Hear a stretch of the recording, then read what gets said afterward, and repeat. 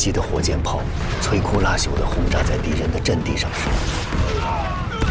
我突然清清楚楚地感受到，卡秋莎准备，整体的战局和部署是由众多的战术组成。发射！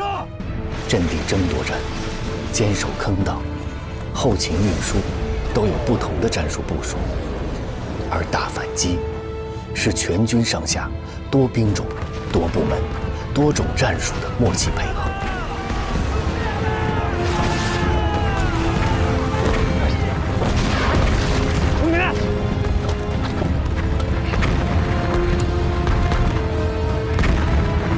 Sir, multiple positions have received artillery attacks.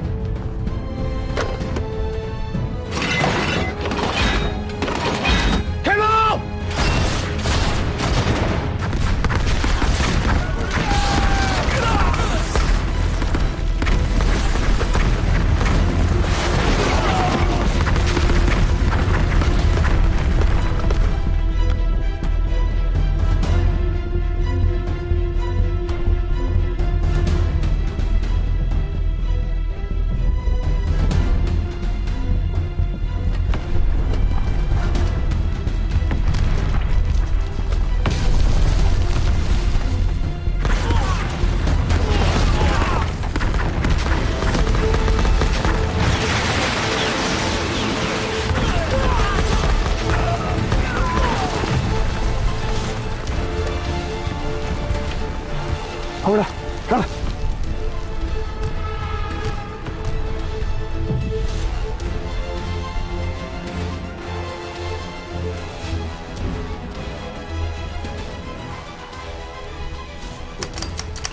坑道部队开始佯攻，把敌人从工事里面引出来，再进行一次卡秋莎覆盖。是。134团是，135团是，86团是，快！我们现在散开。 你们分别去阵地的左右翼，然后吹冲锋号，给敌人造成我们要进攻的假象，把他们引出来，注意安全。好。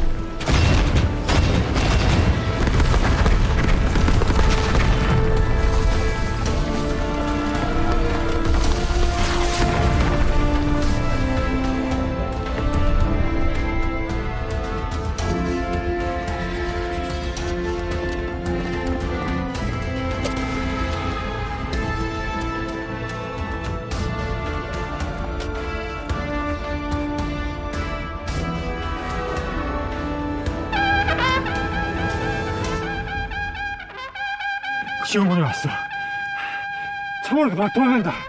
무기야! 중국군이 왔다! 쏴라! 공격!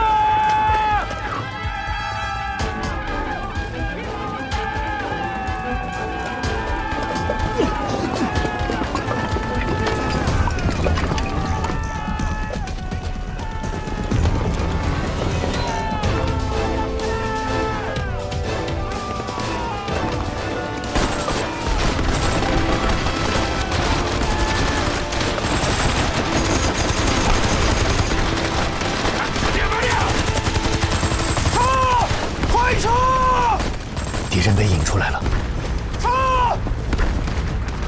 炮兵同志请注意！炮兵同志请注意！原射击诸元不变，再来一轮火力覆盖！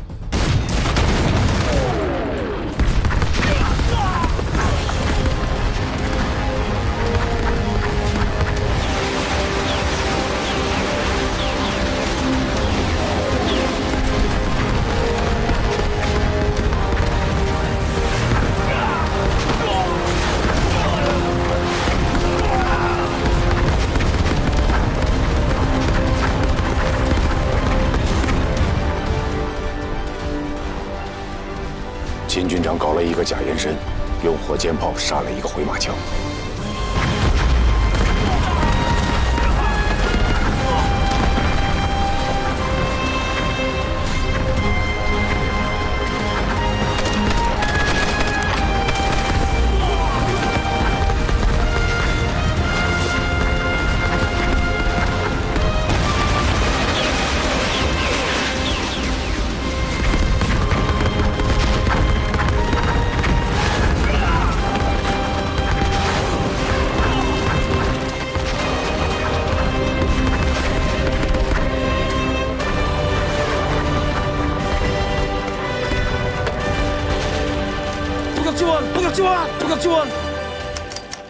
让炮火延伸5公里，打击敌军炮兵阵地和步兵集结点，同时让咱们的坑道部队随时准备出击。是。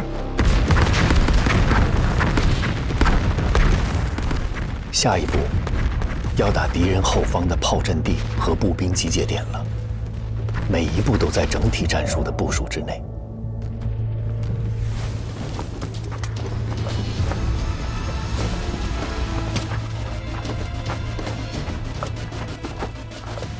다들 정신 좀 차려!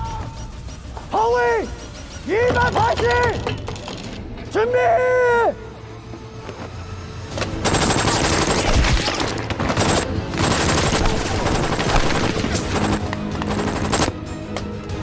다시! 허위 150!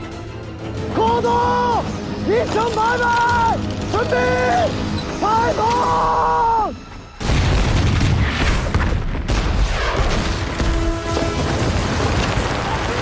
炮兵注意！炮兵注意！鸡雄山方向向南700公尺，方向3500，表向550，来人火力覆盖。放！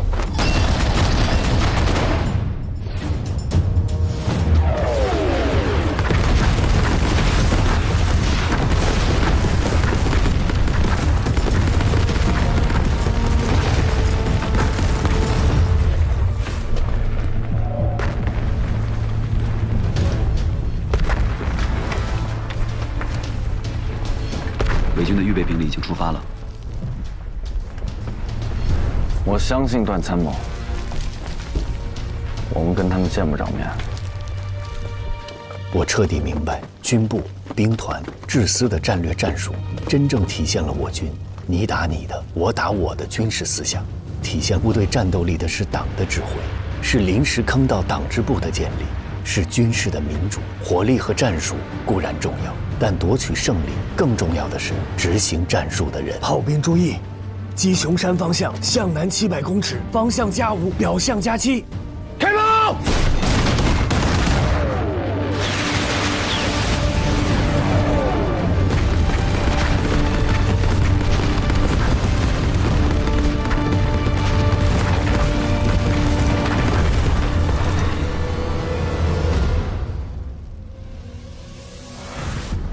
敌人上当了，咱们的战术太成功了。炮兵的假延伸加上步兵的假冲锋，足可以把敌人粘在阵地上，让敌人不敢动弹。这个时候，我们的炮火再来一个反击，那打击效果不是一般的好啊！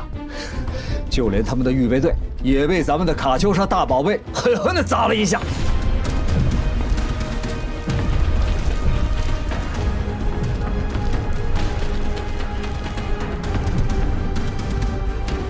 准备！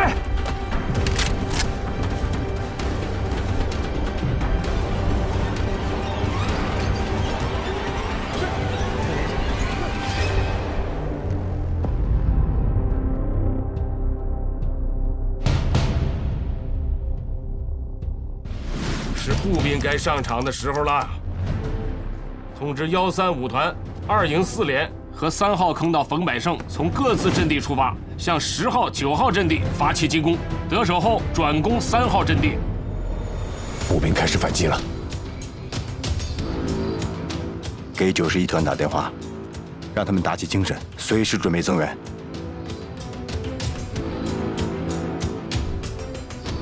孙师长，给步兵们下命令吧。是。各团注意，步兵反攻正式开始。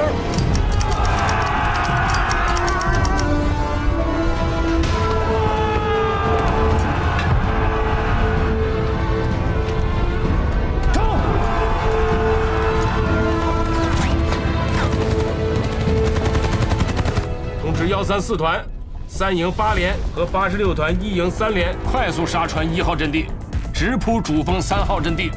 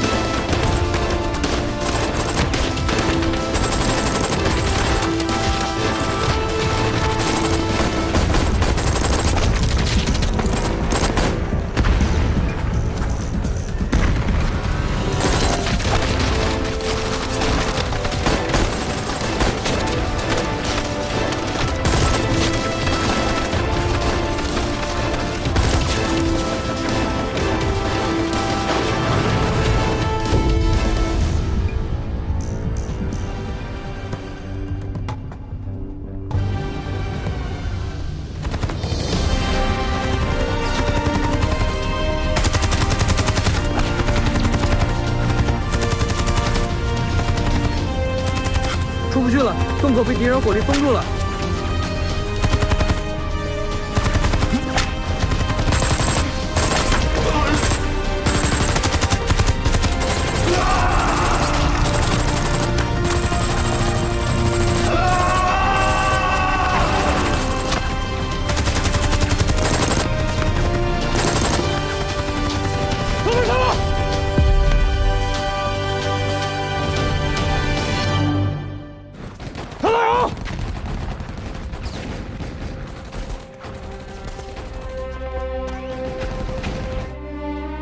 什么呀？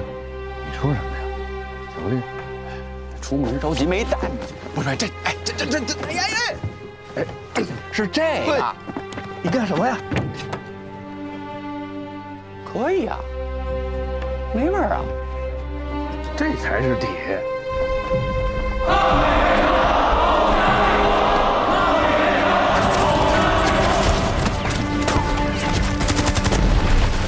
通知135团2营6连，配合冯百胜他们开始攻击。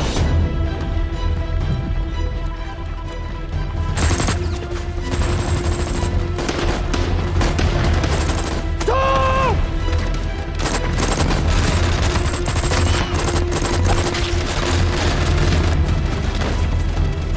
炮兵注意，炮兵注意！3号阵地准备火力覆盖。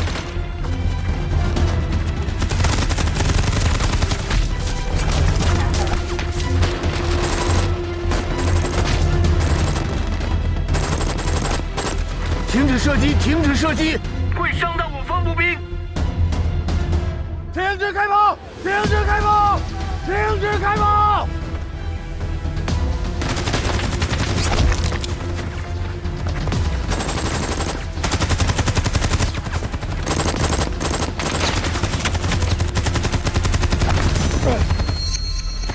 点火！我去搭上火力点。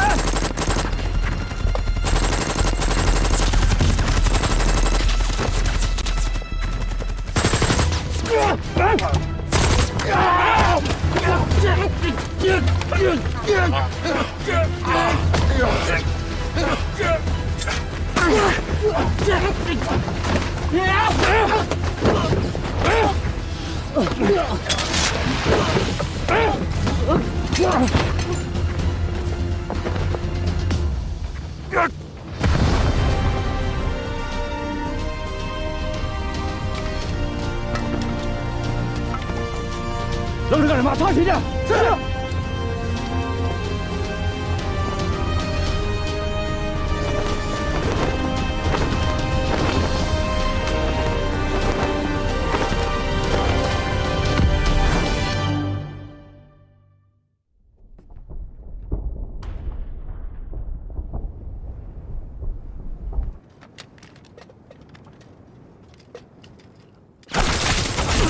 敌军反击了！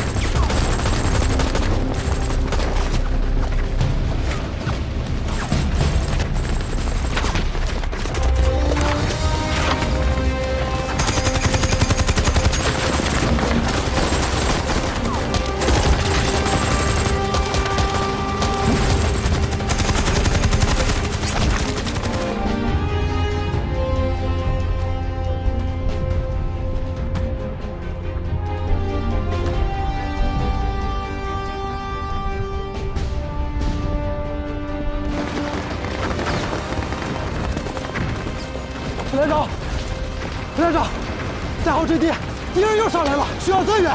进攻7号阵地的部队遇到了困难，我们要去支援他们。好，潘小毛有，林桂川有，金大志有，你们仨跟我来去支援3号阵地，抓人吧。有，带其他人去7号阵地。另外的猴子向右走。走，是，走。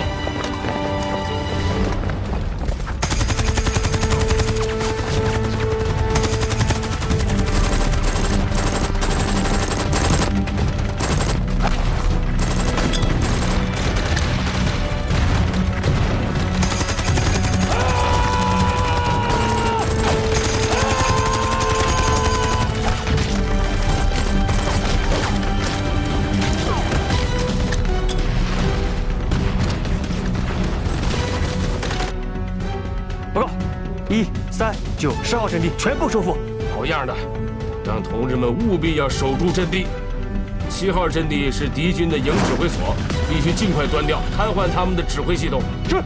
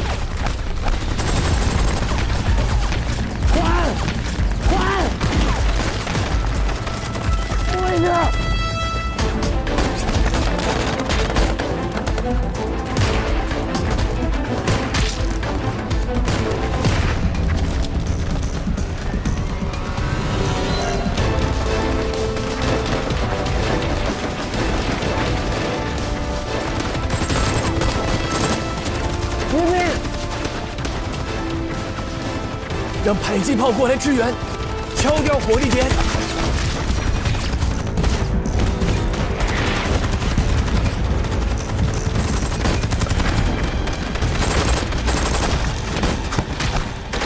保卫好不贪机，注意隐蔽。跟我来，我们迂回过去，攻下火力点。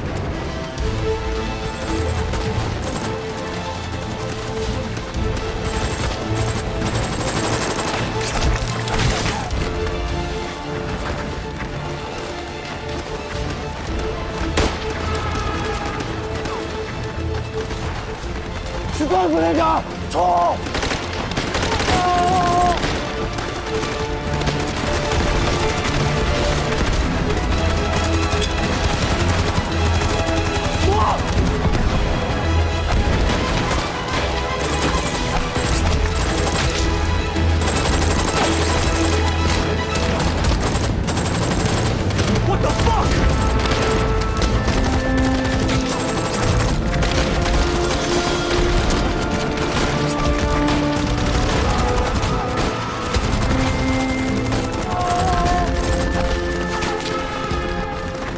！Lieutenant, we cannot hold this place any longer. We need to go. I'm sorry. We need to... Come on. Move, move, move!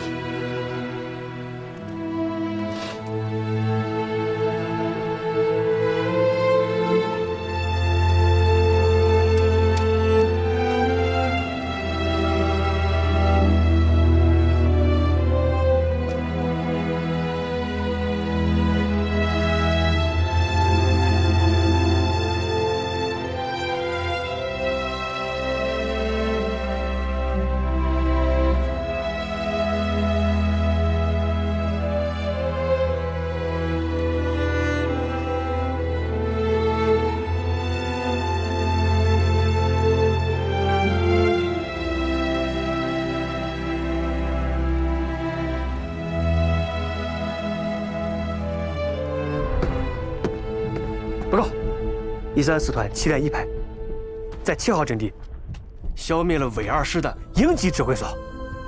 好。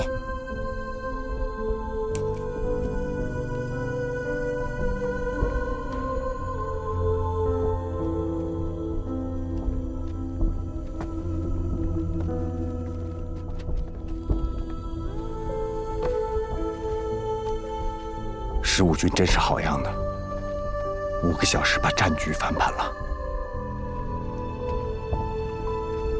经过今日的战斗，我判断敌人可能会有3种情况：一是收兵，因为敌人死伤过大，已没有2梯队；第二，将南9师调上来和南2师轮换攻击，但是仅凭南9师和南2师是夺不走我们阵地的；第三，每7师再增加投入，加入597.9高地的战斗。上述情况是哪一种？估计在2天之内即可证实。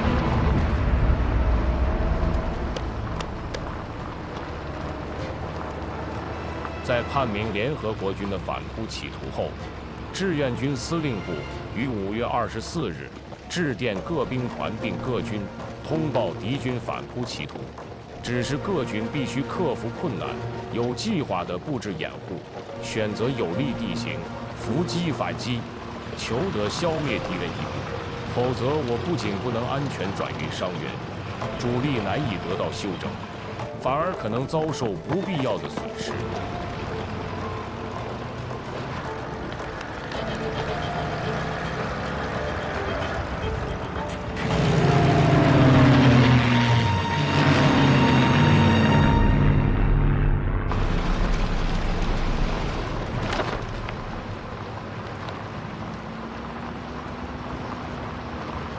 军长，我想不通，离开太行以后，解放战争打郑州我们打得多好，西南剿匪我们打得多好，凭什么不是主力部队啊？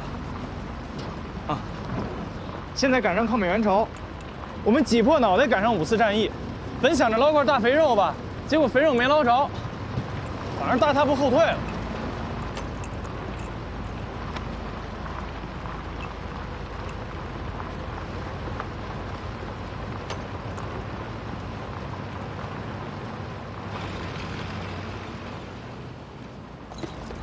黄鲁，有，给同一兵传令，向至四河兵团发电，15军请求返回质朴里，阻击敌人，掩护其他兄弟部队转移。是。同志，叫通讯兵。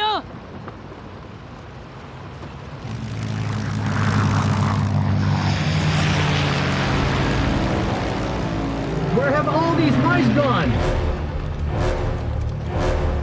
跟上，快点！有敌机，上海！迎兵！迎兵！有敌机！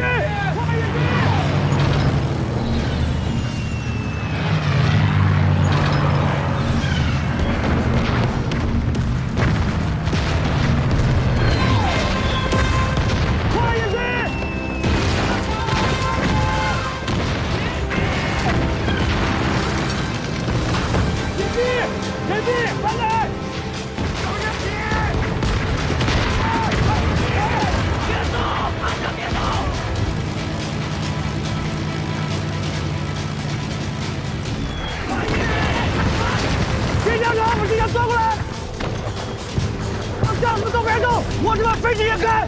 是。副连长啊，那个带鲨鱼头湾的应该是长机，我们想办法把他打下来。走。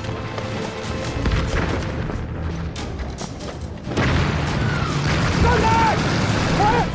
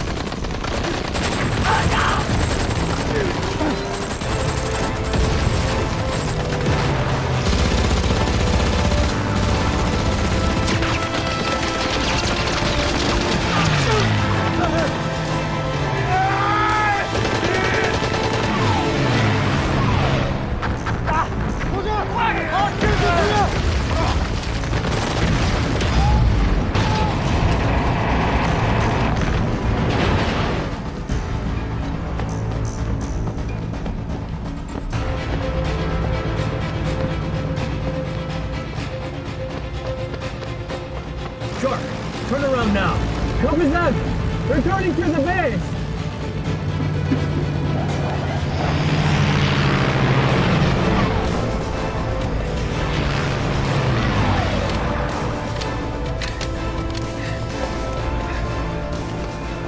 开枪！打！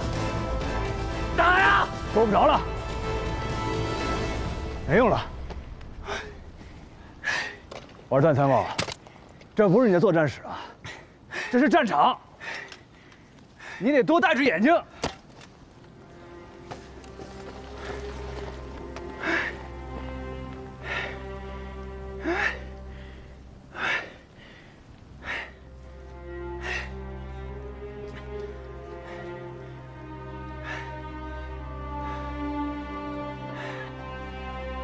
快！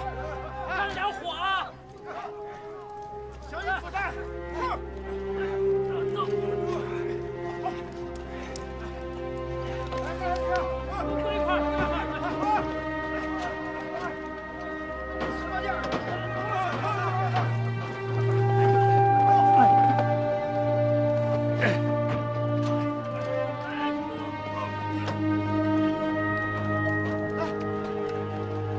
小心火！慢点！没事吧？哎，没事。车还能修好吗？放手吧！同志，帮我拿一下。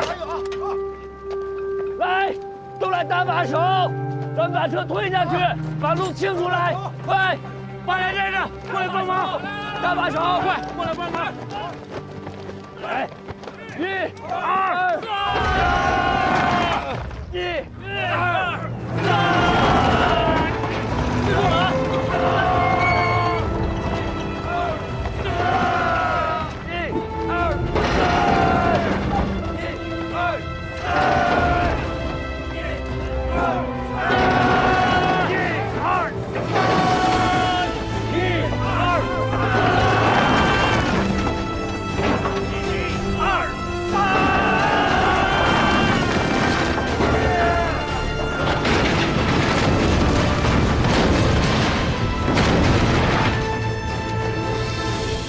没事吧，军长？八连集合。啊！感谢军长。哦，南京军事学院讲诺曼底登陆的段显峰，怎么样？这手拿笔杆子和拿枪杆子不一样吧？不一样。报告，说，军事卡车被炸毁3辆，物资人怎么样？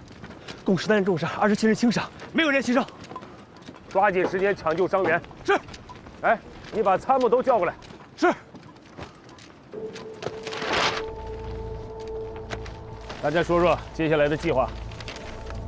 军长，这个方向撤退最快。什么？撤退？撤什么撤呀？我们是军队，不是流寇，老想着撤退能打胜仗吗？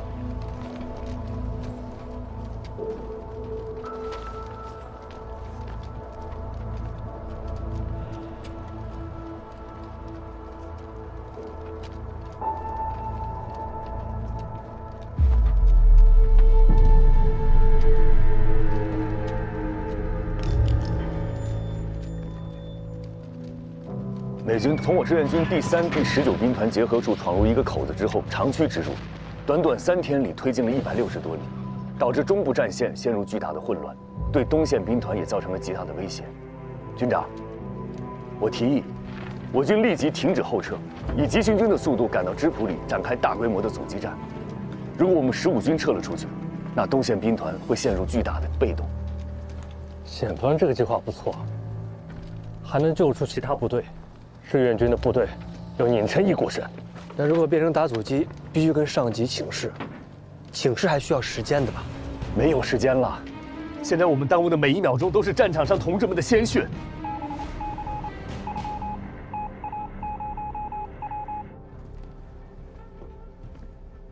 给秦基伟发电，让15军立即赶赴芝普里打阻击，务必挡住美军7天。是。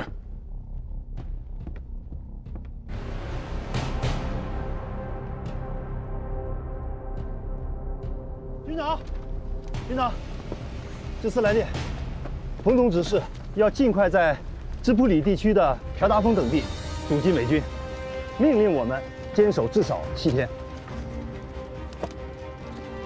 好，都想到一块儿去了啊！给这次回电，不惜一切代价，不怕任何牺牲，15军就是打到最后1兵1卒，保证坚守10天。是。命令，目标芝普里地区。1线阵地朴达峰、小义峰，让45师134团在朴达峰打阻击，29师86团在小义峰打阻击。传令，急行军。是。目标芝普里，急行军。目标芝普里，急行军。目标芝普里，急行军。目标芝普里，急行军。目标芝普里。动得快点！目标朴达峰，全速前进。终于看到你有家吧。不用再跑了。胡开生，哟，你小子刚才跟这嘀咕什么呢？哦，有仗打了，高兴。你得打好。来，遇着敌人的飞机啊，不要慌，挺直腰杆子打，你打他就慌。想办法吸引敌机俯冲飞行，多重火力网打。要实在打不动，也把它撵到高空去。哎，不能让它老低空飞行，那不成老鹰抓兔子了吗？哎，咱们打老蒋的时候，拿着步枪是打下过飞机的。是，我现在给你配了高射机枪。是，军长。我还没说完呢，你是什么呀？听明白了。重复一遍。等飞机低空飞行时再射击，实在打不动，撵到高空去。好。全体都有，向右看齐。向前干，立正！刚进朝鲜的时候，就有人说，看着别的部队吃肉啃骨头，咱们连汤都喝不上。要是把他们放在云山、放在长津湖、放在雪马里，我们照样打得漂亮。就像做菜一样，做菜必须要放油，为什么？因为放了油，菜才香，明白吗？明白。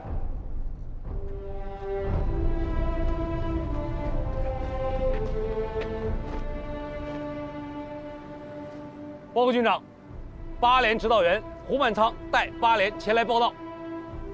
你继续啊。报告首长，我说完了。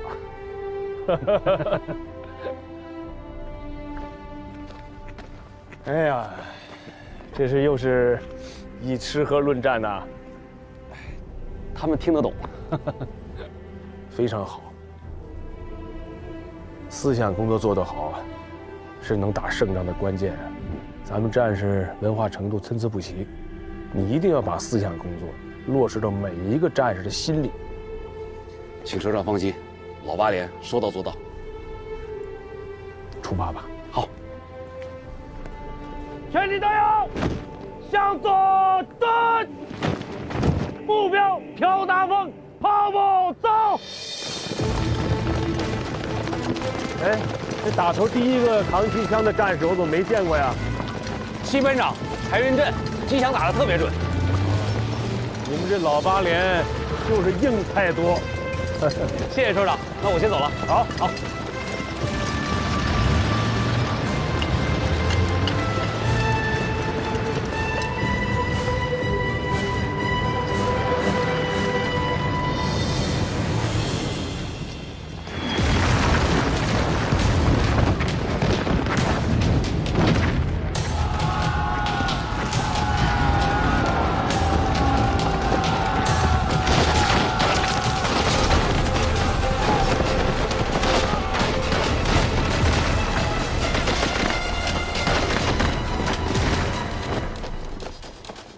现在的情况来看，我们跟敌人在朴达峰谁都没有占到便宜。我们虽然占领了高地，但是美军把附近的公路全都占领了。美军的增援部队随时都可以进来。李战报说，敌人迅速增兵，总兵力已经转败了6倍，他们的重火力有大红军火炮、坦克，还有飞机。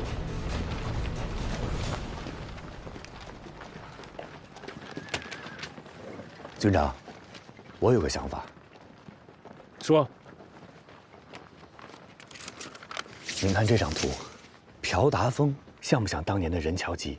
无论是地形、兵力、火力，简直是一模一样。在南京军事学院的时候，我们专门拿任乔吉阻击战进行过战力分析。当时他们也有飞机、坦克，有大量的大口径火炮，而我们采用的战术是组织党员突击队进行反冲击，和敌军进行近距离的厮杀，从而导致敌军的炮火失去了作用。段参谋说的对，任乔吉战斗，我们灵活地运用了战术，充分地发挥了我们的优势，以己之长攻敌之短。老八连现在损失很大，他们很需要一支能灵活运用战术，而且很擅长近战肉搏的增援队伍。目前符合条件的，又在身边的，只有134团的3连。3连。王鲁有，叫冯百胜过来。是。让3连长冯百胜到指挥所来一趟。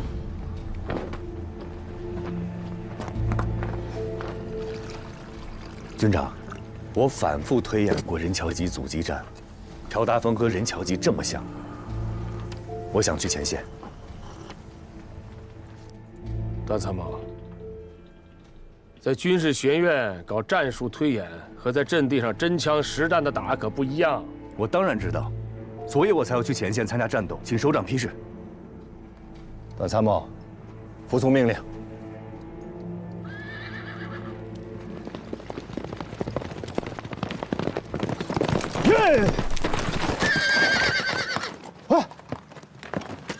报告，有救助团3连冯百胜前来报道。你过来，冯百胜。哎，增援朴达峰。交给你们3连，巩固阻击阵地。没问题，军长。大阻击，我认账。我们有19公里的防御纵深，有必要硬抗朴达峰吗？军长的意思是，以美军战术的惯例，他们是不留死角的。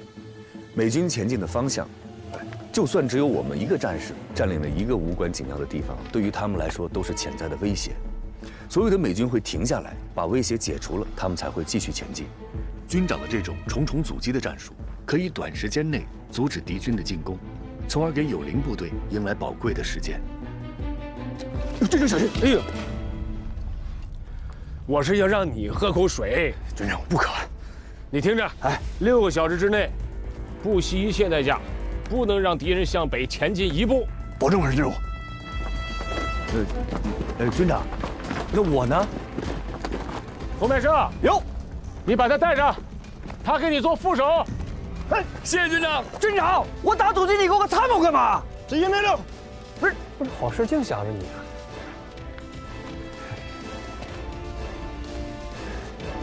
冯连长，我们又要合作了。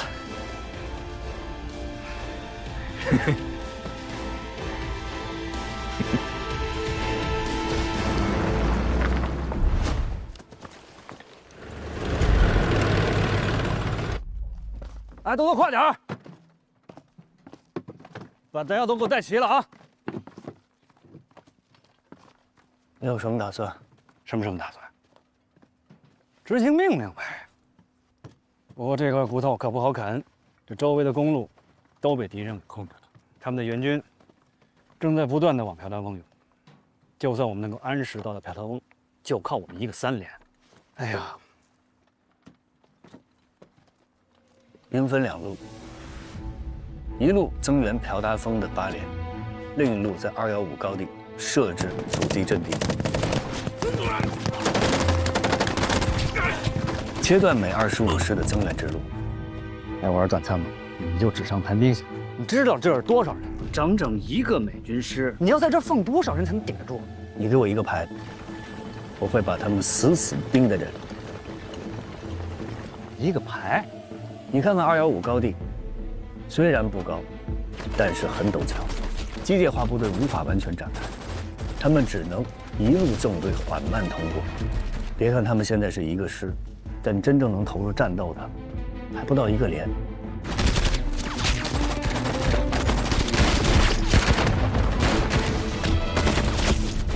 哎，这样，我再给你加一个牌，在3两旗也给我画一道封锁线，怎么样？4个小时，你要能给我守住，回来我请你喝酒，保证完成任务。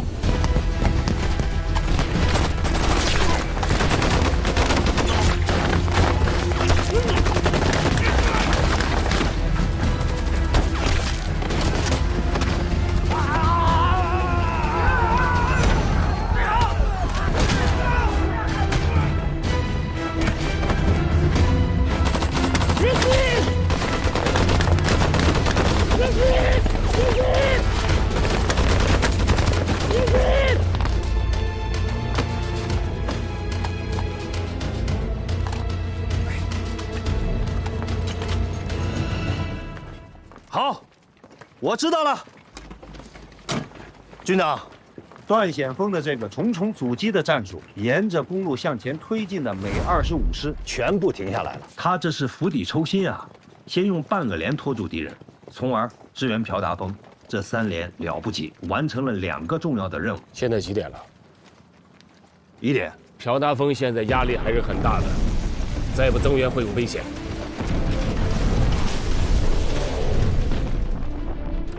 给段显峰下命令，让他立刻增援朴达峰。那215高地现在该怎么办？丢了，朴达峰的侧翼就没了。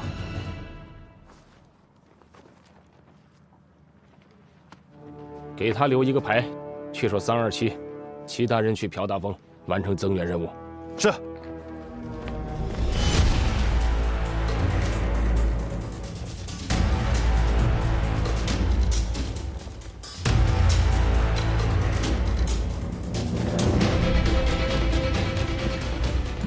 怎么样？有消息了吗？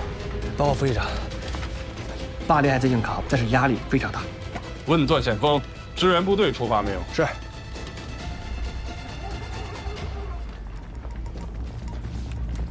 是45师吗？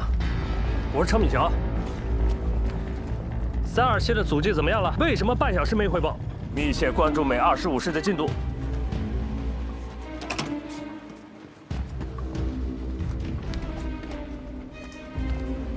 军长，坚守在朴达峰的老8连一定是非常的艰难。要不要再派个连过去？朴达峰太关键了，不容有失。不用，老8连和3连都不会有问题。让段显峰再顶1个小时就撤。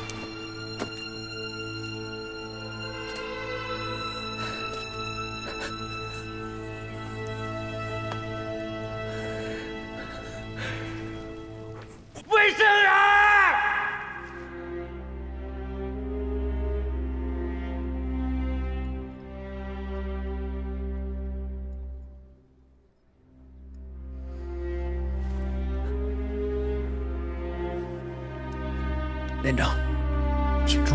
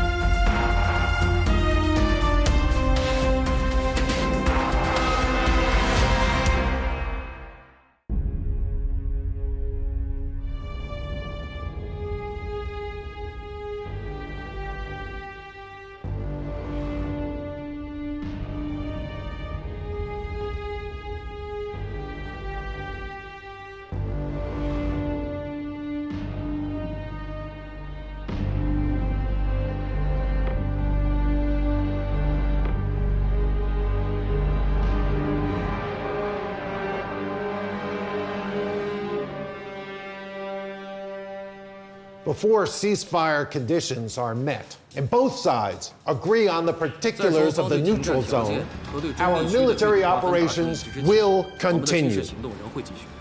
在朝鲜，作战双方停火，确定以3·8线为双方的军事分界线，必须及时撤出一切外国军队。这些都符合朝鲜人民、中国人民乃至全世界人民的期望。 as well as people of the world. You are completely politicizing this situation. That is beyond the scope of these negotiations. 你说的政治问题指的是什么？请明确说明。 This is a political matter, and we won't discuss it here. The Chinese and the Korean forces need to retreat 38 to 58 kilometers from the eastern front of the Imjin River, and retreat 68 kilometers from the western front of the Imjin River. This will create roughly 12,000 square kilometers of land as a buffer. 1.2万平方公里的土地。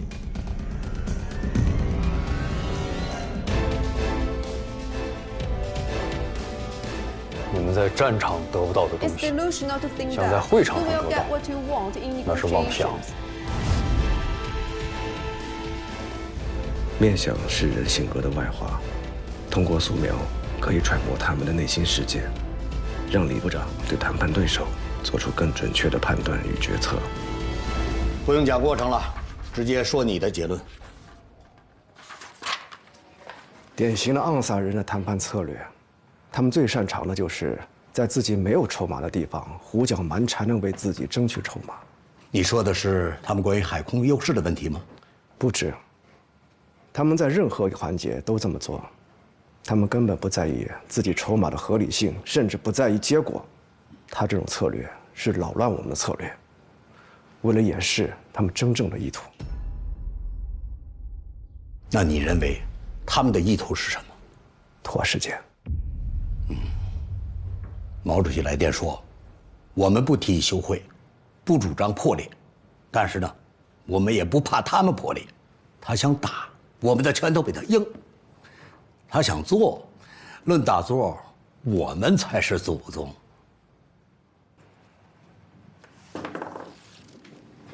给代表们。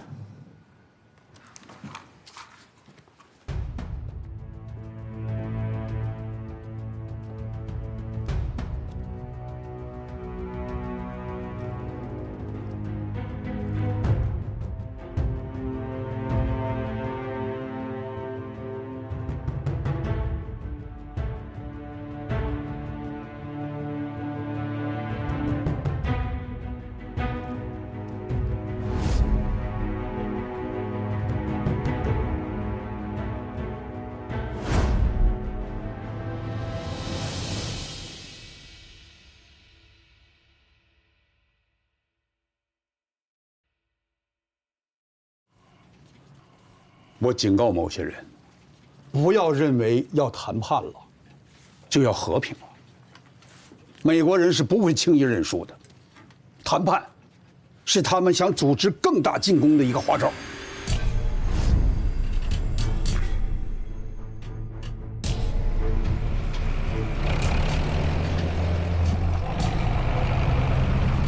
我们是军人，军人的职责就是在战场上打垮敌人，打服他们，不然谈判也谈不出什么名堂来。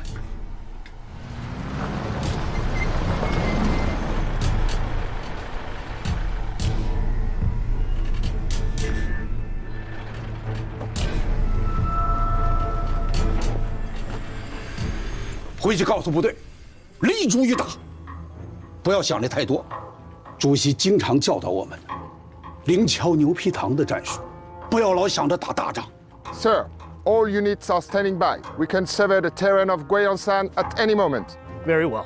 Now that commander has arrived, my mission is accomplished. Thank you, Mr. Kim. I wish you a pleasant stay in Korea. Thank you. Commander, please. 哪怕是吃掉他一个连、一个排，甚至一个人，不断的消耗他们，歼灭他们。听清楚了吗？金山，你听清楚了吗？嗯。你大点声。清楚。这个好，散会。秦建伟，你留一下。是。The main battle is actually happening around Shangangling village. We've lost two hills named Triangle Hill and Sniper Ridge. I need to push the enemy harder to get these two hilltops back. There are my access to Pyongyang. 美国人最近建造了3道纵深7-80里的防线，26军需要修整和换防，至此决定派你们15军换防至武圣山、斗流峰、西方山一带。是，15军，保证完成任务。I warn you, without my permission, except for recon or counter-strike missions that pose a security threat, you're not authorized to launch any attacks at company level or above for any reason. I remember you only need to be notified of engagement of regimental level or above. You have proposed countless operations, from Chopsticks 1 to Chopsticks 16. And in those so-called battles, they're more like full-on wars. If I would have signed off on those operations, my God, you would have destroyed Asia. Now, because of this goddamn attack, that torn casualty summary sheet, everything has changed. Now, it's a company, not a regiment. General, take warning. This is not a goddamn reminder.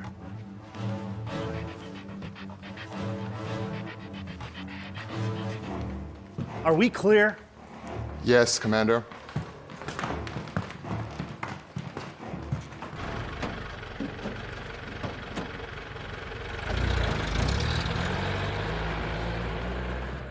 « 武圣山是朝鲜中部的重要门户，失去武圣山，我们将后退200公里，无险可守。我再强调一句，谁失去武圣山，谁要对朝鲜的历史负责任，明白吗？明白。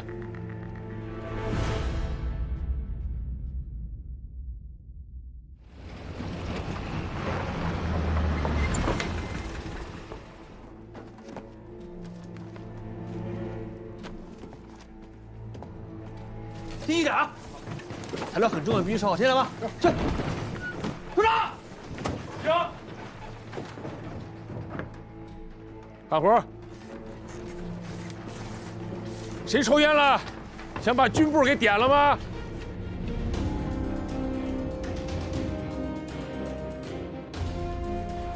这怎么就剩2面红旗了？其他的阵地都丢了。该插的插好。是。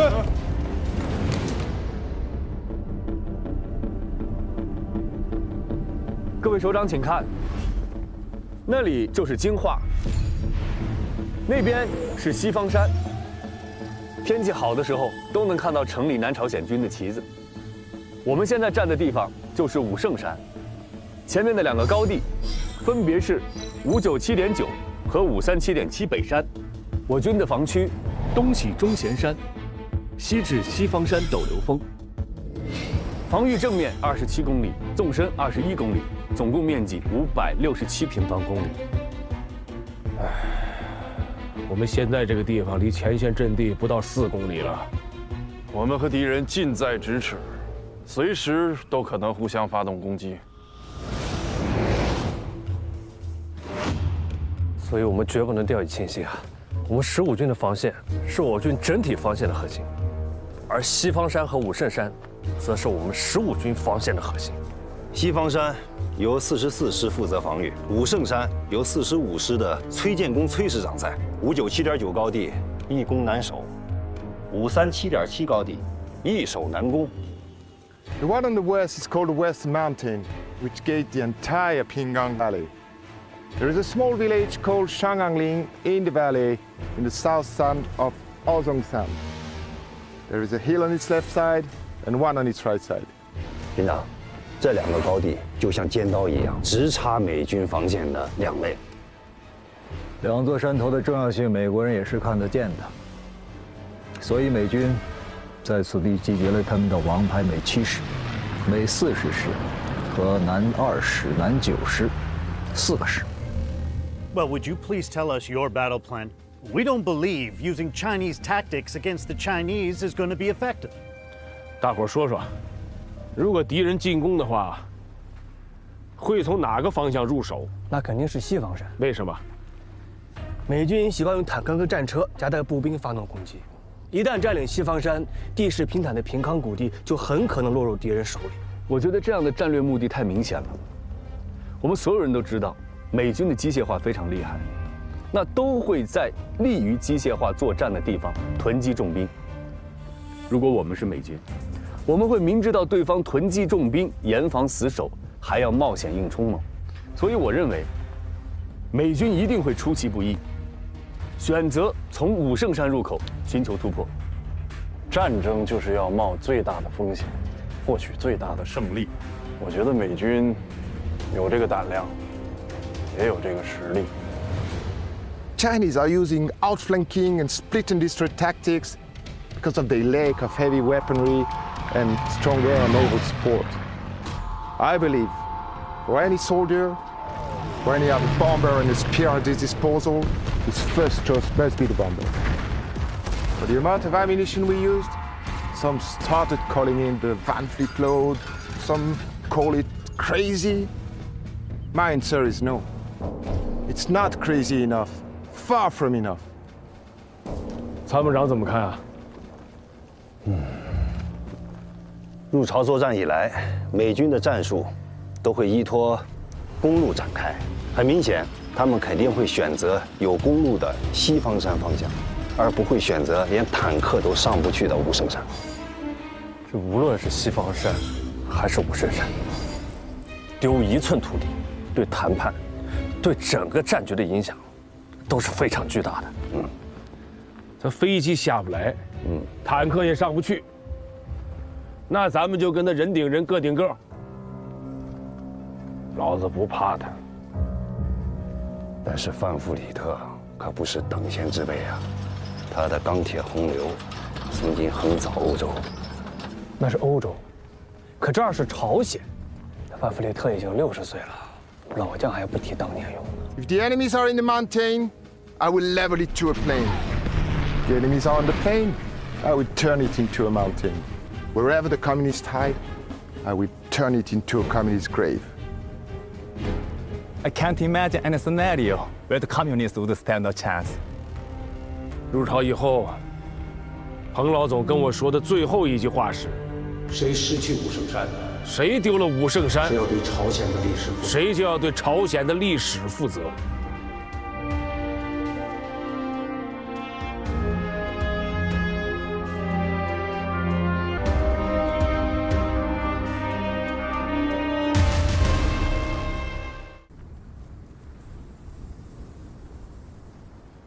段参谋，我有几个想法要跟军长汇报一下。军长在思考问题，他不想被打扰。那军长什么时候能出来呀？不知道，已经2、3天了。饭也不吃。我们军长经常这样，他一工作起来吧，就不渴也不饿的，没事的。行，那我先回去了，你辛苦。